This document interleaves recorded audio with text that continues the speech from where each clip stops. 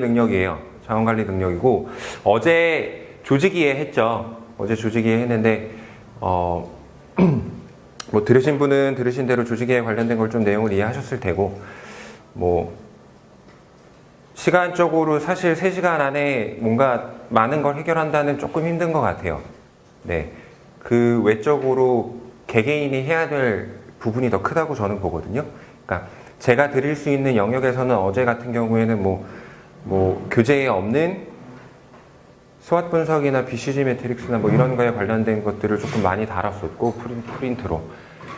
오늘은 자원관리 능력입니다. 오늘 끝나면 내일 모레죠. 내일 모레 정보 능력하고 뭐 그 뒤에 이제 대인관계나 기술 능력이나 이런 거 쭉 남아 있는데, 사실 이게 제가 가장 중요하게 출제되는 순으로 12강을 배치를 했고, 제일 마지막에 모의고사 형태를 넣어놓은 거여서 뒤로 갈수록 오시는 분들이 줄어들긴 하네요. 뒤로 갈수록 오시는 분들이 어제는 50분이 됐는데 한 분도 안 계신 거예요.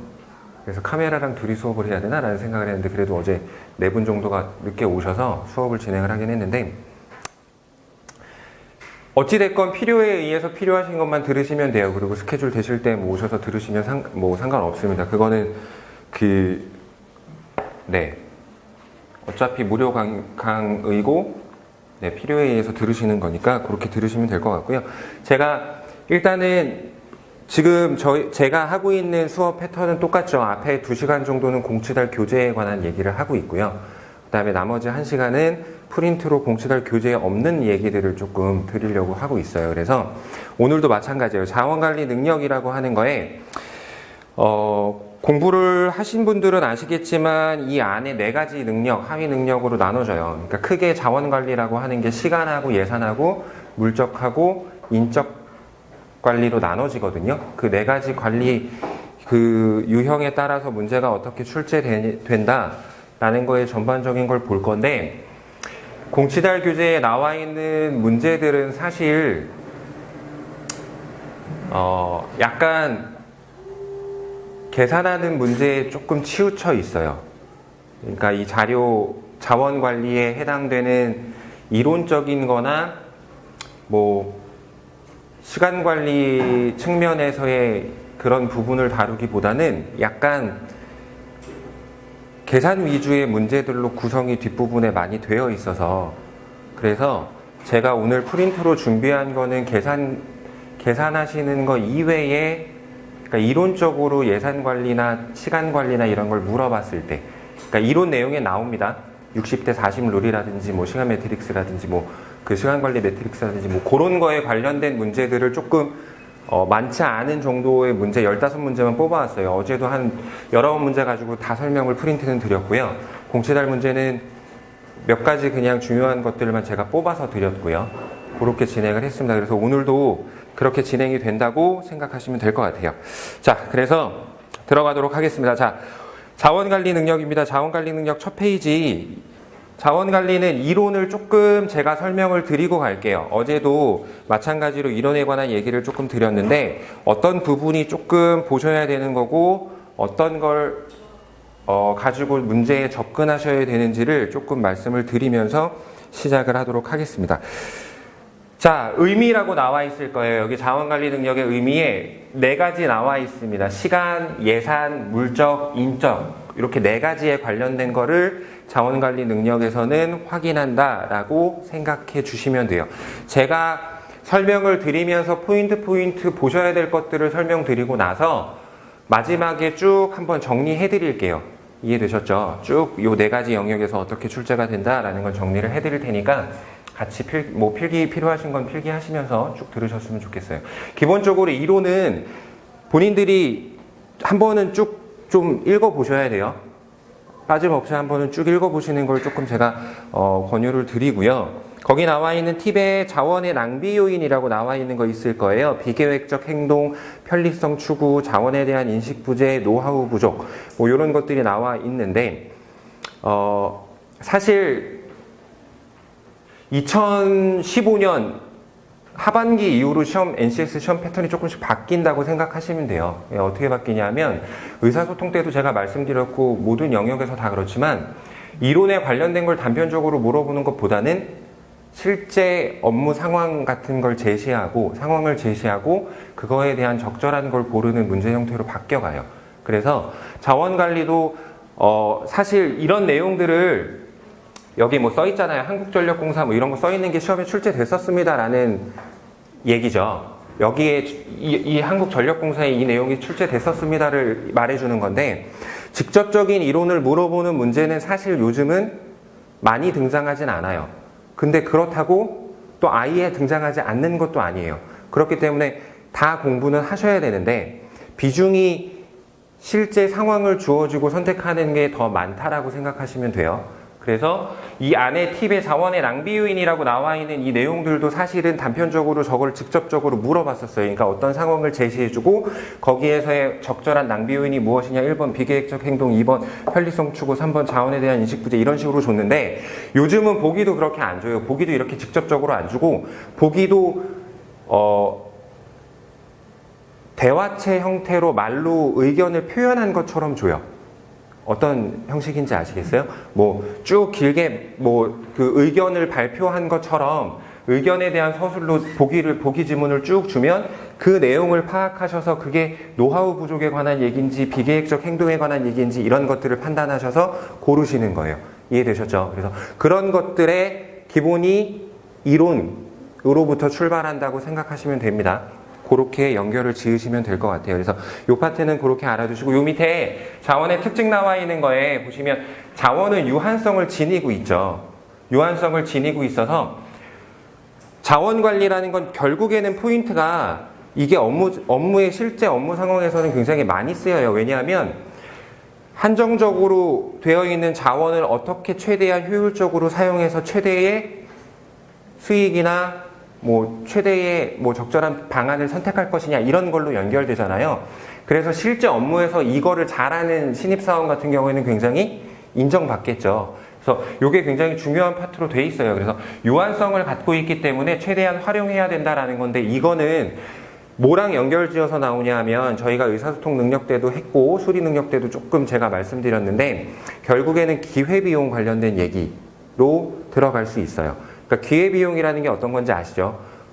가치 판단 중에 선택할 수 있는 것, 버리는 거에 대한 것을 선택할 수 있는 기회비용에 관련된 얘기로 문제가 출제된다라는 것만 조금 알아두시면 될 것 같아요. 근데 많이는 아니에요. 기회비용이 여기 뭐 많이 출제되지는 않습니다. 가끔 상황을 주어주고 기회비용을 구하는 문제가 수리하고 연관지어서 나타나게 된다라는 것만 알아두시면 될 것 같아요. 그리고 밑에 보시면 자원관리 방법이 있을 거예요. 요거는 조금 알아두셨으면 좋겠어요. 자원관리 방법은 자 필요한 자원의 종류와 양을 확인하고 그 다음에 두 번째 단계에서 이용 가능한 자원을 수집하고 세 번째 단계에서 자원 활용 계획을 세우고 네 번째 단계에서 계획대로 수행하는 겁니다. 자, 제가 어제도 말씀드렸을 텐데 어제 어떤 말씀을 드렸냐면 자, 요 자원관리 방법이 어제 조직이해에서 배웠던 것 중에 단계 중에 한 부분으로 들어있었어요. 그래서 제가 말씀드렸던 게 뭐냐면 요 파트 이용 가능한 자원을 수집하는 파트에서 실제 상황에서 그 자원을 확보하잖아요. 그러니까 필요한 자원을 확보하는데 예를 들어서 쉽게 설명할게요. 체육대회를 한다 또는 MT를 간다 회사에서. 그랬을 때 참가 인원이 50명이다. 근데 그 50명이 쓸 수 있는 물품을 구매한다라고 했을 때 딱 그 50명에 한정지어서 50명에 해당하는 걸 정확하게 50개를 구매하는 게 아니에요. 그러니까 자원을 확보한다라는 건 항상 그 여유 있는 자원까지 생각해서 확보한다고 생각하시면 돼요. 이게 나중에 뒷부분에 그 예산 관리에 넘어가면 제가 말씀을 드리겠지만 예산 관리에서 비용도 똑같아요. 비용도 고정비용하고 유동비용하고 예비비가 있거든요. 그래서 그 세 개로 얘기할 수 있는 게 있기 때문에 요거는 항상 자원을 수집할 때는 딱 정해진 인원이 있다 그러면 그 인원에 딱 맞게가 아니라 조금 여유 있게 준비해야 된다라는 것만 포인트로 알아두시면 될 것 같고, 자원관리 방법 이 네 가지 이 단계별로 나오는 것들이 어떻게 많이 나오냐면 복합지문의 형태로 많이 나와요. 그러니까 첫 번째는 회사에서 본인들의 사업 관련된 보도자료 같은 걸 주고요. 지문으로 보도자료 같은 걸 주고, 그 중에서 뭐 그 보도자료에서 나타낸 것들 중에 계획을 수립할 수 있잖아요. 그 계획 수립하는 것 중에 이 단계 중에 뭐 예를 들어서 3단계에 해당하는 것은, 뭐 2단계에 해당하는 것은, 그래서 보기 지문에서 그 단계에 맞는 걸 찾게끔 하는 문제들이 보도자료 관련해서 의사소통이랑 섞여 나올 수도 있고요. 그 다음에 뭐 보도자료가 아니면 보고서나 기획서 형태로 나올 수 있어요. 그게 이 뒷부분에 넘어가시면 문제 형태로 많이 나오는데, 요거 문제를 먼저 풀어보신 분이 있다면 조금 그런 생각이 드셨을 거예요. 자원관리랑 수리랑 다른 게 뭐야? 이 뒷부분 문제 보시면 다 표나 지문 나와 있고 계산하는 문제들이 공채달에는 거의 대부분 그 문제거든요. 그래서 자원관리는 파트별로 계산하는 문제가 나옵니다. 시간 관리도 계산하는 문제가 나오고요. 예산 관리는 돈이니까 당연히 계산하는 문제가 나오고요. 다 계산하는 문제가 나와요. 그래서 수리 능력하고 복합적으로 복합지문이 출제될 수 있고, 의사소통이나 문제 해결하고도 복합지문이 출제될 수 있어요. 무슨 얘기인지 이해하시죠? 자, 근데 예를 들어서 의사소통 능력에서 보도자료랑 나온다 그러면 보도자료 같은 경우에는 제가 말씀드렸다시피 그런 식으로 지문으로 출제를 해줄 거고, 보고서나 기획서가 나온다 그러면 그 안에 무조건 뭐가 들어가게 되어 있냐면 조건이 들어가게 되어 있어요. 그 자원을 확보할 때, 관리할 때, 뭐 산출해낼 때 조건들이 들어가 있게 되어 있어요. 그래서 크게 자원관리는 문제 형태가 수리랑 어떤 게 다르냐라고 여쭤보신다면, 자원관리는 약간 조건을 가지고 그 조건에 맞게끔 사칙연산해서 풀어내는 거라고 생각하시면 됩니다. 그렇게 생각하시면 돼요. 수리는 저희가 물론 수리도 표가 주어지고 계산값들이 존재하죠. 근데 수리는 저희가 모르는 어떤 값을 구해야 되는 경우가 많아요. 그러니까 미지수 식을 가지고 변형해서 합쳐서 나눠서 구해야 되는 경우가 많잖아요. 근데 이 자원관리 같은 경우에는 공채달 문제는 조금 수리랑 섞여서 이게 자원관리 문제인지 수리 문제인지 사실 구분이 조금 모호한 복합적인 문제가 많이 들어가 있긴 한데, 실제로 자원관리는 그 사칙연산에 관련된 문제들이 좀 많다고 보시면 돼요. 근데 실제 기관에서 출제할 때도 기관에서 출제하는 사람들조차 수리랑 자원관리랑 같은 영역에서 취부하기도 해요. 어떤 얘기인지 아시겠죠? 그래서 시험을 본 학생들 중에 어떤 얘기를 하는 학생들도 있냐면, 분명히 자원관리가 영역에 들어간다고 얘기했는데 자원관리에 관련된 문제가 없었던 것 같아요 라고 표현하는 사람들도 있거든요. 그러니까 다 수리처럼 느껴져서.